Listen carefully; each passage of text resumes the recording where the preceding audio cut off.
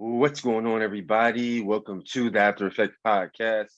I'm your host, LeBron Stephen, but you can call me LBZ, L Boogie, Big Brian, B Brian, LB, Bronny.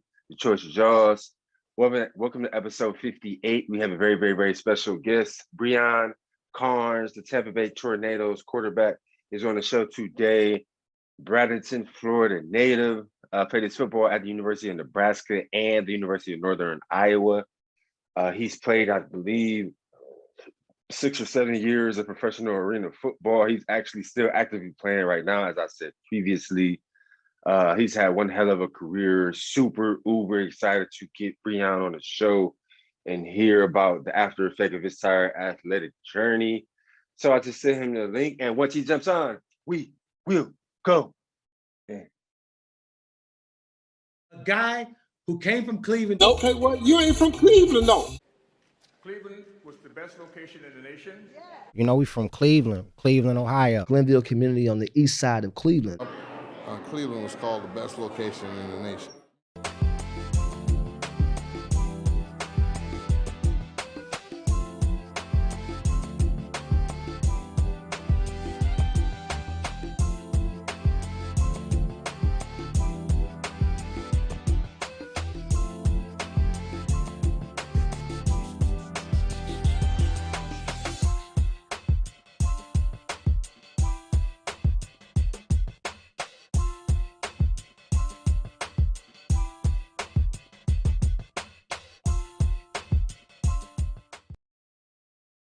What's good with you, bro?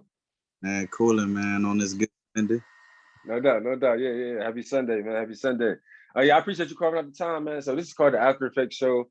I created it because I feel like all of us athletes, we have an after effect or an aftershock from our athletic journey, all the wins, losses, the injuries, the racism, the nepotism, the politics.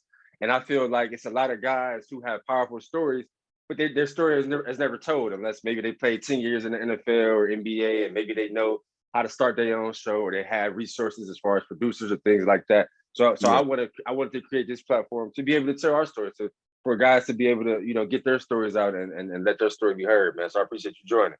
Oh, appreciate you, bro. Appreciate you for having me. Yes, sir. So I've always felt like we were born athletes. So before I dive into your childhood, let me just get your take on two current events, man. So I know you're a Florida native. I know you're playing in Tampa Bay right now. Yeah. What is your take on Tampa Bay going back and repeating? I know it's early. Mini camp's probably about to start soon. But what's the vibration in Tampa Bay, man? Like what's your thoughts on Tampa Bay repeating? Man, listen, man, I'm a diehard Bucks fan, man. So you know what I'm saying? Just the fact that, this past season and everything that's been going on and, just bringing in a GOAT, Hall of Famer such as Tom Brady. I've been a huge fan of Tom Brady, even when he was with the Patriots, because I'm a quarterback. Mm-hmm. Right. I studied Brady for years, man. So just being able to watch him bring a team that nobody really knew of or, what I'm saying, transition champions, man, is nothing more than that. So, I like our chances to repeat this year again. The fact that we signed all 22 starters back, and then we had a real good draft this year. Man, we had a real good draft this year. Yeah. So I'm excited about this year, man. I think this year is going to be bigger and better. The fact that we got a whole year with each other, and then we bringing everybody back. So man, it's going to be crazy, man. That's honestly, as you know, we've been playing football for probably over 20 years now, man. And I've never seen that. I've never seen a Super Bowl team bring all 22 starters back on offense and defense. That has literally never happened. Guys always go somewhere else to get their money after they get that ring. Yeah, facts. But I mean, the camaraderie that they built, the legacy that they built, man. I mean, who wouldn't want to be back? Exactly. You know what I'm saying? Exactly. And then exactly. You got one of the greatest quarterbacks leading the pack. Mm-hmm. Yeah. That's a true testament to the leadership that Tom Brady brings. Guys taking those pay cuts and wanting to come back, man. So yeah, I'm excited for football season, bro. I'm not sure if you big into basketball, but we got the playoffs coming up soon, man. Who do you have who do you have taking home the NBA championship this year? I think the play-ins start like May 18th or something like that. Yeah, I mean, I'm not a real big, huge basketball fan. I just like players. You know, I'm a LeBron James fan. You know that, same here. And so, you know, I feel like the Lakers got a good shot again, but you know, you just never know. You never know. Around this time, you know, a lot of people mentality just changed tremendous. You know what I'm saying? Playoffs, because at the end of the game, at the end of the day, it's a 7-game series, but it's win to go home though after them 7 games. I know. That's the one difference with this year. I think the 7 and 8 seed are playing in the play-in. So I like you said, I've been a LeBron James fan since I was 9 years old, man. But I'm nervous about the Lakers with their injuries, and they may have to play in the play-in. And for the play-in, it's one game. You win one game and go on. If you lose one game, you go out of the playoff race. So I'm hoping that they can start kind of gelling in this last like week and a half before the playoffs start, man. But I'm definitely excited about it, man. Right. So yeah, bro, let's dive into your childhood. Bradenton, Florida native. Looks like you attended Manatee High School, man. Paint me a picture on what it was like growing up in the 90s in Florida. What people say is the craziest people come from Florida and New York, man. So paint me a picture on what it was like there growing up in the 90s. I always say this, you know, we didn't grow up in the 90s like the kids now. We didn't have internet or cell phones or video or none of that. YouTube, we had to really be outside all day, interact with each other, make games up, be creative. So what was that like growing up in Florida in the 90s?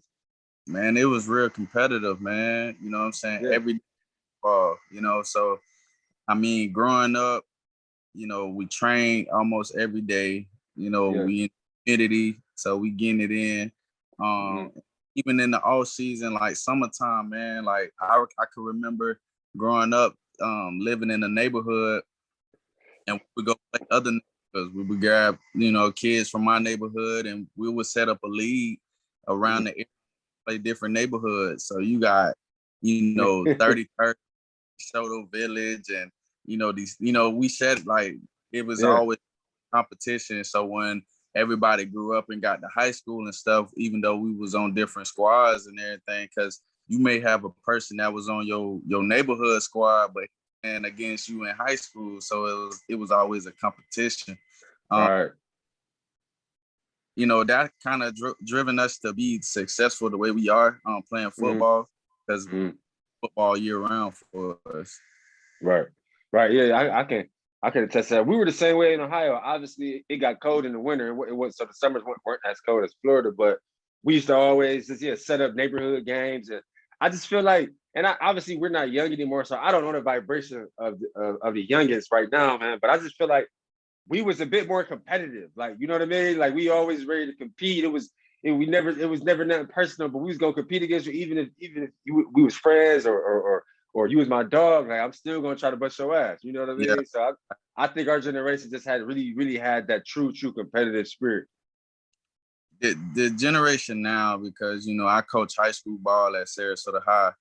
Okay. It's totally different, man. Like the mentality, just, you know, like it's a lazy feeling. Yeah. You know, like now you have the 1 or 2 dogs that you be like, okay, like he could play with us back in the day.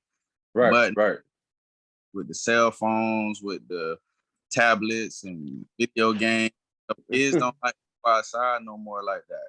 Yeah. You know what I'm saying? Yeah. Video all day. You know what I'm saying?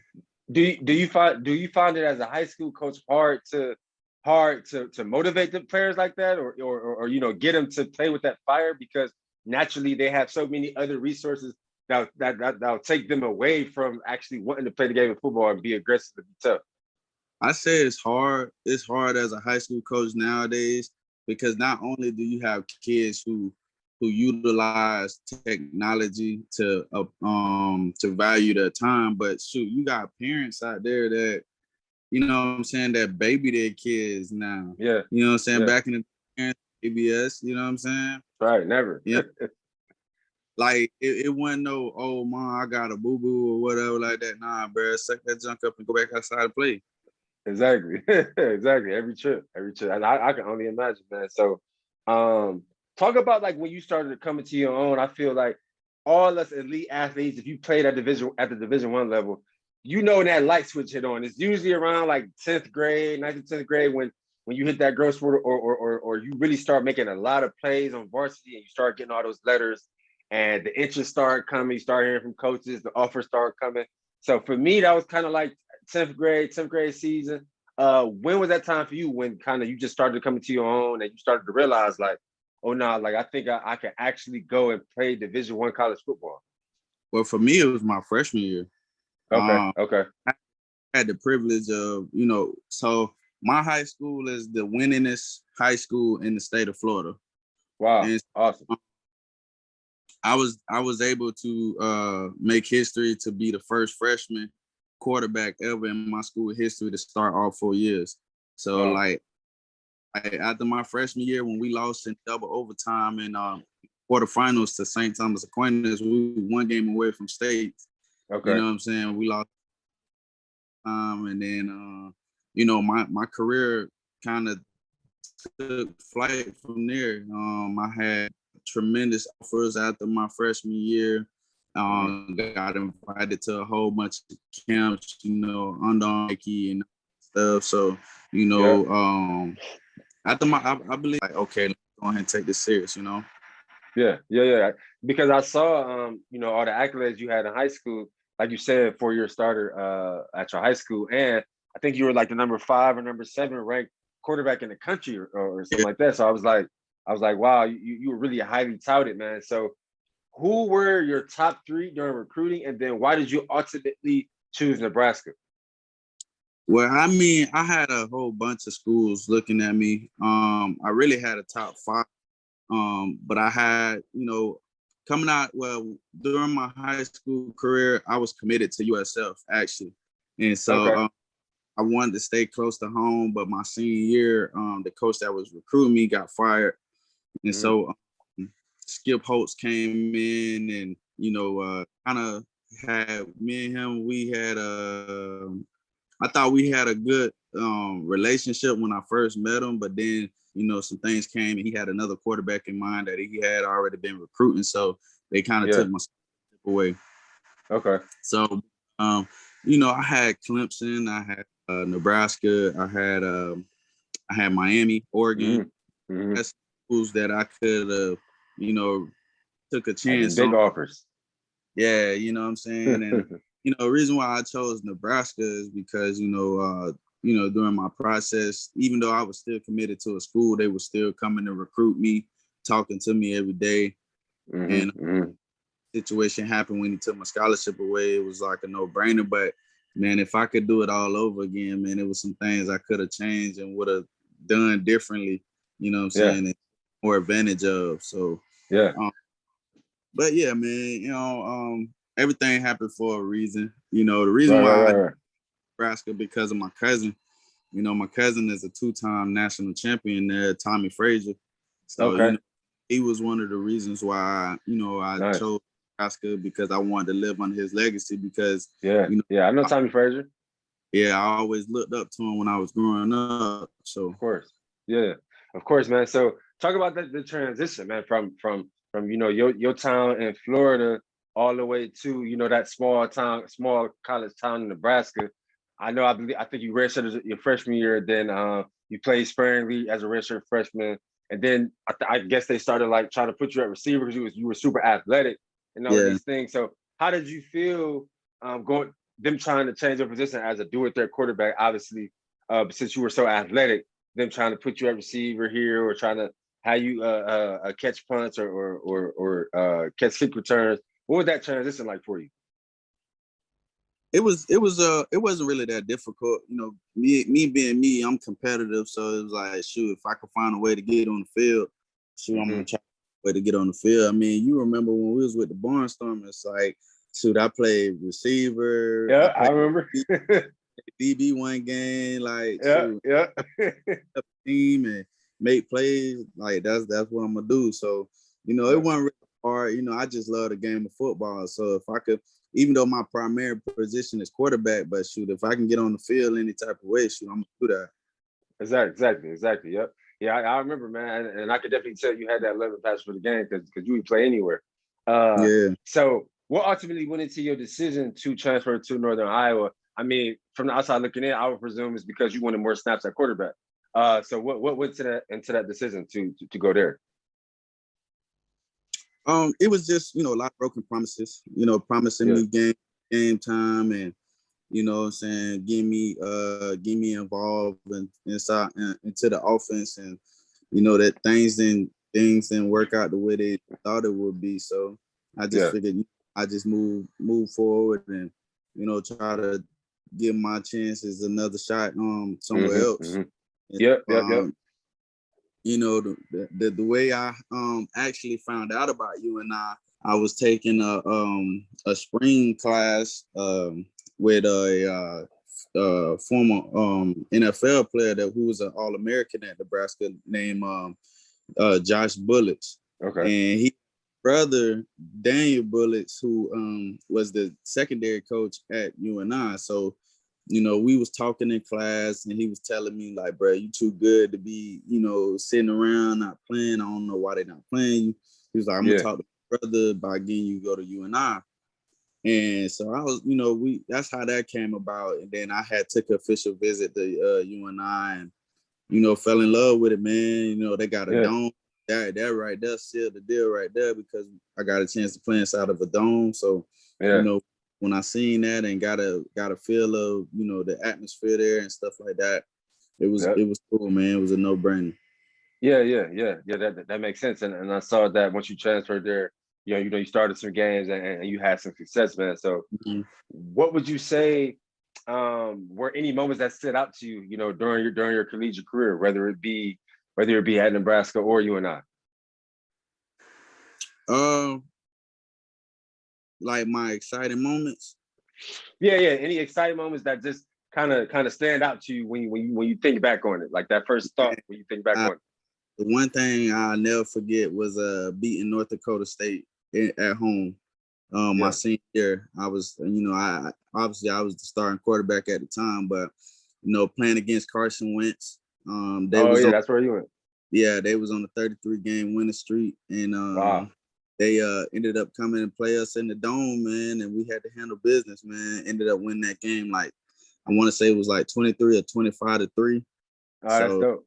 Yeah, man. So that was very exciting. That'll be that game right there was like my second time defeating a number one team, because I also defeated well, not I, but the team that I was on, but we beat St. Thomas Aquinas my senior year to go to state.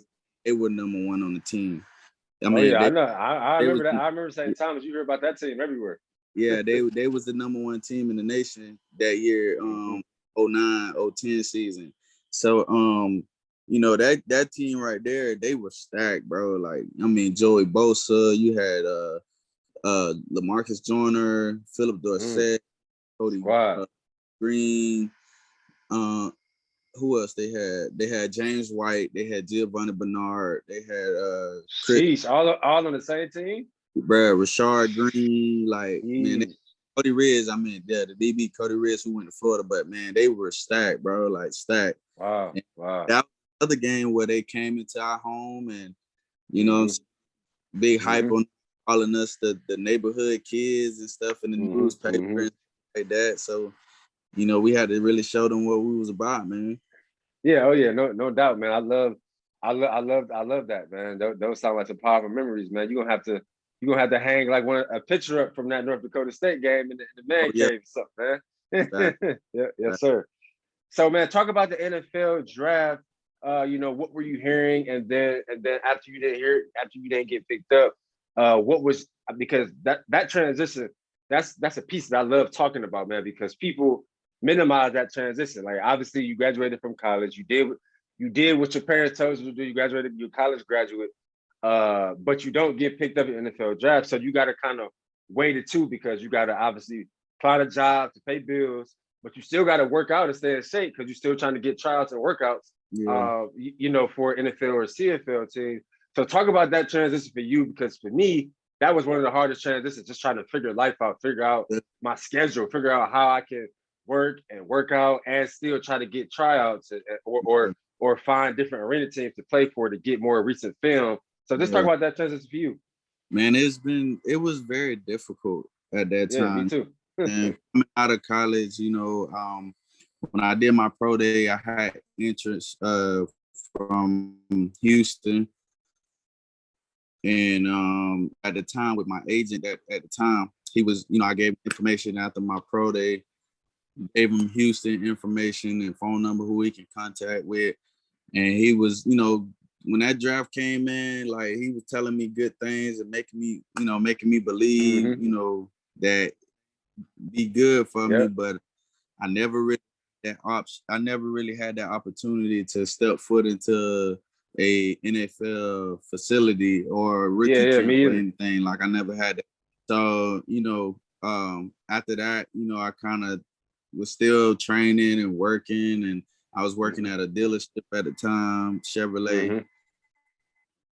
I'm still training and, trying to get a shot. And then I got a call from Corey Ross, who was the head coach for the Omaha Beef time, and asked me to come play the game of the season with him with the Omaha Beef. So that's how my arena career started. I got you. Before you continue to expound on your arena career, because I love when you say you never stepped foot in the NFL facility, you never put that helmet on. Me, I didn't either, right? And us starting off playing at such a young age, man, and us being ultimate competitors, did you feel at all like you underachieved, or did it ever make you feel some type of way? Because I love being honest on my platform, man. It made me feel like I underachieved, like I was in a dark space, like, man, like I thought I did everything right. I bust my ass all these years, like you know what I'm saying? Like I did this, I did that. So I just trying to wonder and ask myself those questions, like why I didn't get the opportunity. Because you see certain guys that get opportunities that you better in. Let's be honest. Yeah. or that maybe got that rookie minicamp invite that shouldn't even been there. Like that they didn't even have a chance to make the team. So it's like, did you go through that at all? Or you just was like, man, just kind of going with whatever cards you was dealt? Man, nah, man, I definitely got inside of a dark place at that time, man, because, that's always been a dream of mine to, get a shot in the league. And, I got people who I grew up with that had that opportunity, and just listen to them talk about the experience that they had with the league and everything. And it's like, dang, like, at that time, bro, like, people wasn't really looking at dual threat quarterbacks like that. Right. It was like a handpicked few, Yeah. No way near the number now. It's like 10 or 11 dual threat black starters in the league now. But back then it wasn't like that. Yeah. No, they wasn't looking for that. So, I was definitely in a dark place and I also felt underachieved, like I didn't achieve my goal on what I was trying to do.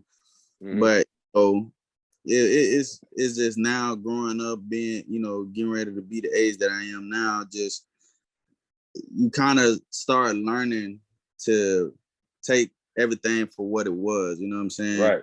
Exactly. Same here. And at the end of the day, man, like they say, it's a low percentage of you making it to the league. Right. You know? Very low. Less than 1%. Yeah. Now, like, man, listen, I still play, but I play for the fun of the game. And, you know what I'm saying, I'm living my life, you know what I'm saying, take care of my daughter and everything like that. So, just living life, man. If I do opportunity while I'm still playing to get chosen, to get brought into a camp, I'm gonna try to make the best of it. But I'm not like putting all my eggs in one basket no more like I was before. Right. Man, I love that. Like how you say, can you just take it for what it is? It took me a while to get in that space. Actually, like me hanging my jersey up, this the first time I ever hung my jersey. I used to hide that shit in the closet. I never really wanted to like deal with, any of those stories or those emotions, man. But when you dive back into it, you think about how many people wish they were in your shoes. Like even for somebody like you, how many people would have loved to be a dual threat quarterback for Nebraska or for you and I and beat a Carson Wentz led team? Like You know what I mean? It's millions of guys that would have killed to be in that position that don't have that experience. But we do, you know what I mean? So when you dive back into it, man, it's still a blessing that we made it this far. You know what I mean? Yeah, definitely, bro. So, man, what would you say, last question, bro? What would you say is Brion Carnes after effect? Obviously, you're still playing, but what were some lessons that you learned from high school, college, pro, now you're still playing, that you take and you kind of ingratiate and tell to your high school kids that you coach and that you ingratiate, you know, into your family, just really as us as Black players try to push this culture forward? Just appreciate every opportunity that you get. Yeah. You know, and every practice, every play, make sure you give it everything you got. You know what I'm saying? Because it can really make or break you. You know what I'm saying? Right. So, you know, just taking it day by day, taking on the, you know, responsibilities on what you got to do and holding yourself accountable. You know what I'm saying? Just, you know, never giving up. You know what I'm saying? Like, I don't know where this road is headed to, but I'm on it for the long run. You know what I'm saying? So it's that, you know, you just never know what God got in store for you. So, you know what I'm saying? You just got to take it for what it is and just flow. Exactly. Man, I love that after effect. It's funny. I'm 32 now, so obviously, the last time I played was when we were teammates, 2016, and that year was kind of like a closing year for me. I think I was 27 at the time, so I knew, you know, if I didn't get any opportunities after that, I knew I would be done. But I needed that last chance to play, compete, and just to know in my mind that I still could play if I really wanted to. And so that was able for that chance, that opportunity, able me to kind of close that door after it was over. And so it's super dope to still see you playing because we were teammates. So it's like I'm living vicariously through you. I'm living vicariously through all my former teammates who still playing in the league and still playing arena, man. So I love that like you said, you just still playing for the love of the game, man. So that's powerful, bro. For yes, sure. Yes, sir. So yeah, man, that's all I had, bro. One thing that I've been trying to pride myself on, obviously, 2020 has been the weirdest year to date. Since we've been alive, we never had to walk through a coronavirus pandemic. The world never shut down. We never had to wear masks. We lost a lot of people, man. So I've been trying to pride myself on giving guys flowers while we still here. You know, we were teammates in 2016. So all the accolades, all the accomplishments, everything you done, bro. I just want to say I'm proud of you, man. Keep going. I know you actively still playing. I'm in Georgia. I'm in Atlanta. So hopefully I can try to get down to a game or something before the season over. But I just want to show you that love, bro, and give you your flowers while we both still here, man to man, face to face. Appreciate that, bro. Appreciate yes, that. Yes, sir. No doubt, man. So yeah, ball out, bro, and we'll be in touch. All right, bro. All right, bro. Take it easy. Yeah, so I thought that was a powerful episode with Brion. Like we spoke about, he's still actually playing for the Tampa Bay Tornadoes and the arena team in Tampa Bay. I'm sure the vibration down there is really dope with the Buccaneers winning the Super Bowl last year and them being a strong candidate to win this year as well. Appreciate Brion for carving out the time. I'm not sure if they had a game today or practice or anything of that nature, but we were teammates in 2016, and I thought we really bonded back then, just as guys that really loved the game and was really playing just for the passion of the game. So super dope that Brion was able to carve out a bit of his time to jump on. So if you're watching this on YouTube, make sure you like the video, share it, subscribe to our channel, turn your notifications on. If you're listening to this via audio, please leave us a review. Please like and subscribe as well. And yeah, until next time, peace. Subscribe to LeBron Daniel TV, but you already knew that, where we dig deep and find our hustle, and every single day we are better than yesterday. Subscribe.